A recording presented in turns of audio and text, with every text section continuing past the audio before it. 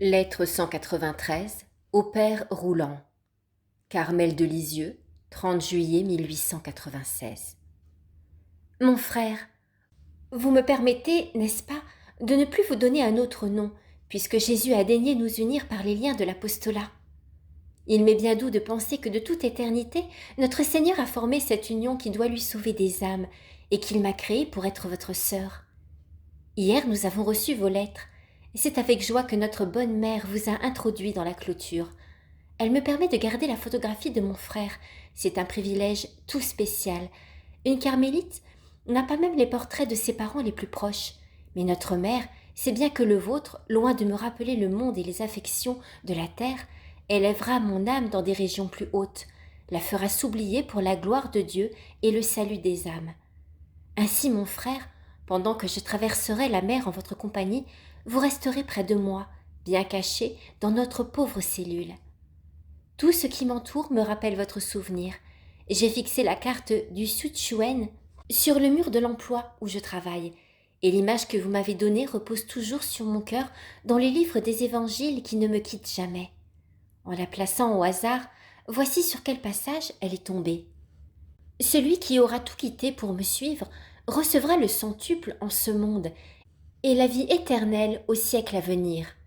Matthieu chapitre 19, verset 29. Ces paroles de Jésus sont déjà réalisées pour vous puisque vous me dites « Je pars heureux ». Je comprends que cette joie doit être toute spirituelle. Il est impossible de quitter son père, sa mère et sa patrie sans éprouver tous les déchirements de la séparation. Ô mon frère, je souffre avec vous. Avec vous, j'offre votre grand sacrifice et je supplie Jésus de répandre ses abondantes consolations sur vos chers parents. En attendant l'union céleste, où nous les verrons se réjouir de votre gloire, qui séchant à jamais leurs larmes, les comblera des joies pendant la bienheureuse éternité.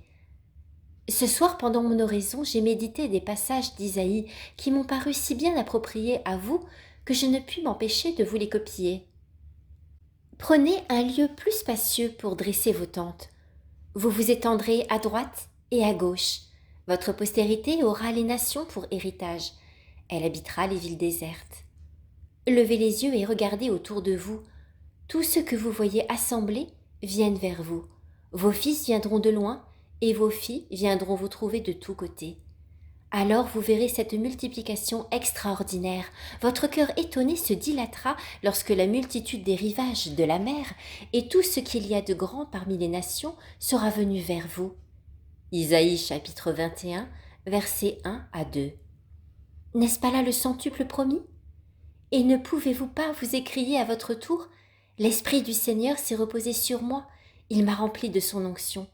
Il m'a envoyé pour annoncer sa parole, pour guérir ceux qui ont le cœur brisé, pour rendre la liberté à ceux qui sont dans les chaînes et consoler ceux qui pleurent. Je me réjouirai dans le Seigneur parce qu'il m'a revêtu des vêtements du salut et paré des ornements de la justice. Comme la terre fait germer par moi sa justice et sa gloire au milieu des nations. Mon peuple sera un peuple de justes, ils seront les rejetons que j'ai plantés. J'irai dans les îles les plus reculées, vers ceux qui n'ont jamais entendu parler du Seigneur. J'annoncerai sa gloire aux nations et je les offrirai comme un présent à mon Dieu.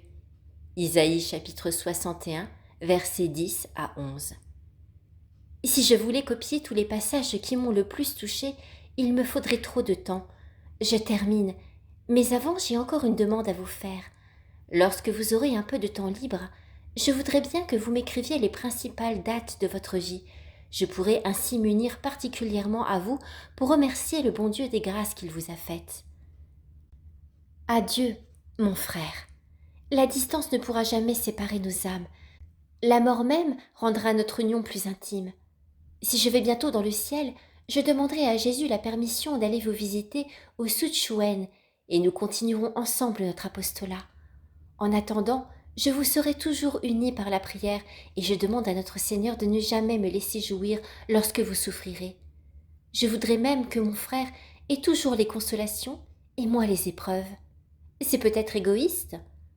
Mais non, puisque ma seule arme est l'amour et la souffrance, et que votre glaive est celui de la parole et des travaux apostoliques.